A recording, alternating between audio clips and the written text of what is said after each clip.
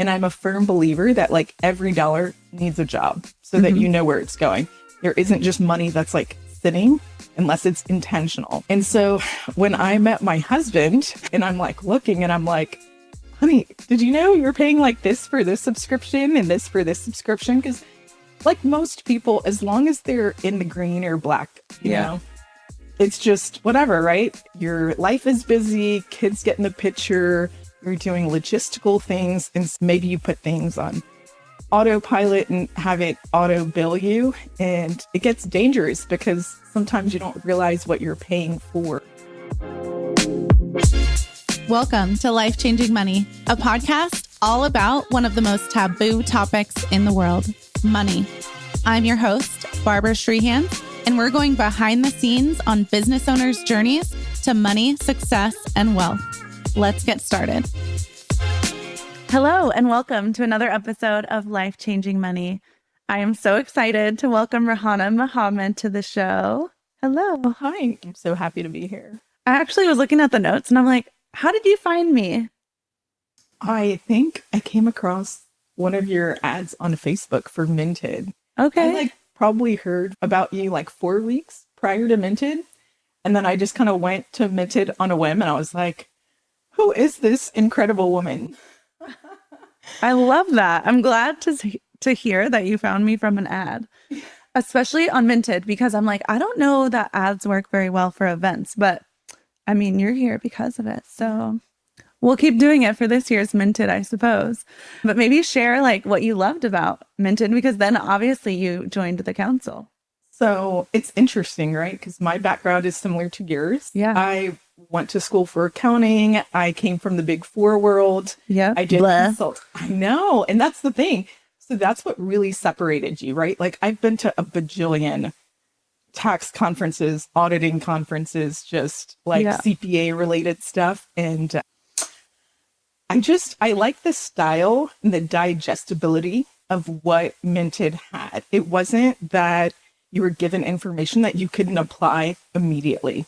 Quite literally, during the breaks, when we had food breaks, if there was something that you learned, you could implement it right away. So I loved that. I have a teacher heart. So I'm a pen and paper girly. So when you pulled out the white pad, I was like, I'm go after my own heart. Because I absolutely...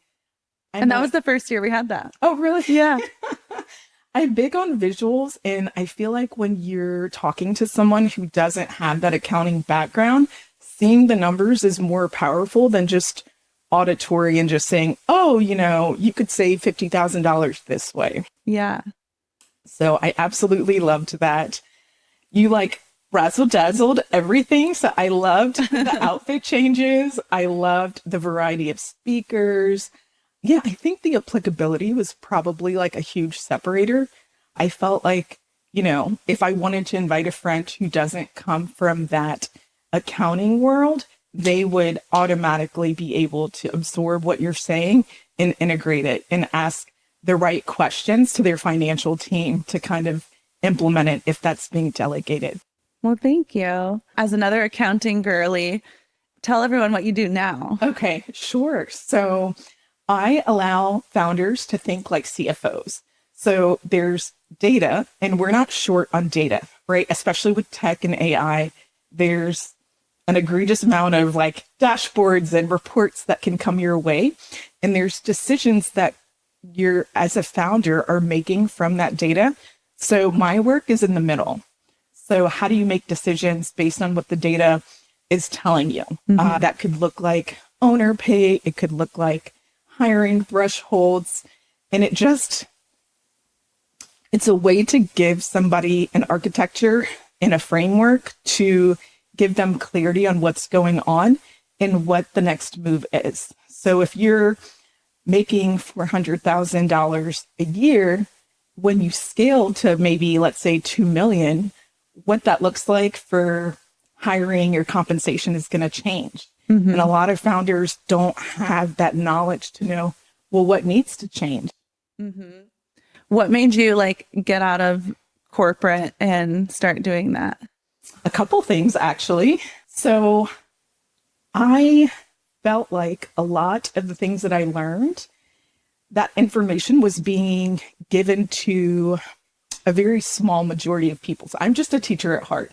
I love empowering people with information that they also can implement immediately. So I was doing consulting and doing fractional CFO work before I was an actual CFO for 2 healthcare companies. And the thing is that all women and business owners deserve to kind of have this information. It shouldn't just be that, you hire a team and you're paying $250,000 a year to have this full staff, and that's how you get the information.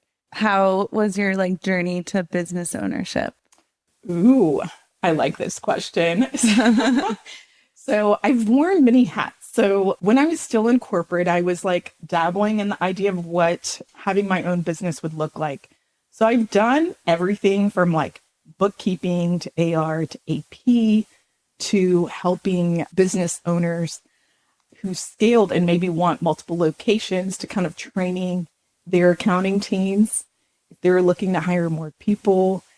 Again, I love just giving people information that's helpful. So I was big on writing up SOPs so things would be done consistently, even if they had multiple locations in the same state. If they were looking to scale and that being done out of state, okay, you're one person, you can only be in one place at a time for quality control. So what is that metric? So having that there, I get bored fast. So creating that documentation was good, but then it was kind of sort of the same thing, repeated. So doing fractional CFO work was the next layer of variety. But what I found was I was being delegated a lot of ultimate decisions, and there was more and more space between the owner and what they were delegating financially. There was one client, I uncovered a $50,000 internal theft. That was happening. And it's not that they were careless. It's just they were so far removed from their numbers. So I was well, how can I fix that? Right. Yeah. You don't want to delegate something that you yourself don't understand. So that's why I decided to kind of train the CFO, if you will. I love that. And every business owner really needs to truly understand their numbers more. For you, what are the biggest KPIs that you look for? I don't know that it's so much a KPI, or it's really arming someone who's okay, I doubled my revenue. What does this mean? I have a location that I could use an extra set of hands. If I want a really good quality employee, what does that mean from a hiring threshold? What can I afford to pay without regretting it? And just having that metric available even before they get there. A lot of times business owners will maybe hire out of a sense of urgency or burnout. Yep. And then that quality control is lacking because you're just hoping somebody fills in that seat. So giving them the direction, okay, you're here now. What are your overall business objectives? So then giving them KPIs. So they're okay, when you hit this metric, let's revisit maybe bringing on 2 more people to help you. So being such an expert in numbers and accounting, I find that money is probably the most stressful thing to talk about with spouses. And so I'd love to know how do those money conversations go with you and your spouse? Sure. I have insights on spouse and kids as it relates to this. So this will be really fun. I think naturally with my background, I've always done dashboards and budget. I know where my dollar belongs, and I'm a firm believer that every dollar needs a job so that you know where it's going. There isn't just money that's sitting unless it's intentional. And so when I met my husband, I was he willingly gave me his logins to all the things, right? And I'm looking and I'm honey, did you know you're paying this for this subscription and this for this subscription? Because most people, as long as they're in the green or black, you know, it's just whatever, right? Your life is busy, kids get in the picture, you're doing logistical things. And so maybe you put things on autopilot and have it auto bill you. And it gets dangerous because sometimes you don't realize what you're paying for. So, Yeah, there can be a lot of leaks. yes. So always check your subscriptions. I also always tell clients, this is a cool tip, but in your iPhone, if you have an iPhone, you can go to your iCloud and like see all of the app subscriptions you're paying for, because there's probably a lot that you forgot. Like 2 years ago, you bought an annual subscription for something and it just keeps renewing annually. So always check those. Or like sometimes my kids will have subscriptions on there that I'm like, wait, I didn't approve that. So always check your subscriptions. One, check your bank statement, see what's going on there, and then check your phone too. Yeah. So it's funny you mentioned subscriptions. When I met Richard and I was going through the financial aspects, he had 4 recurring Roblox subscriptions for their kids. Now, like most kids and teenagers, they want something, they want it now. And then 3 months down the line, 6 months down the line, it's no longer shiny and cool. Yeah. But that's the danger of subscriptions, right? Because it's like he was paying monthly for it and they weren't even utilizing it. So yeah, that brought in an interesting conversation to like sit down with him, discuss it, and then also sit down with the kids. And that's a delicate conversation too, right? Because as a new member of a family, you don't want to like overstep or dismantle what they have going on. So we have a lot of money conversations now with the kids to just give them awareness, give them an idea. Okay, this is how much money you're going to have for this month. Choose it wisely. Mm-hmm. And then after that, like you have to wait until next month. Because I feel like we live in a very instant gratification society. Mm-hmm. There's Amazon Prime. There's like not even 2-day shipping. There's like next day shipping or like get it shipped today from like 2 to 6, right? Yeah. So teaching them to like wait for something or even just saving up for some of those bigger purchases is super crucial. Yeah, for sure.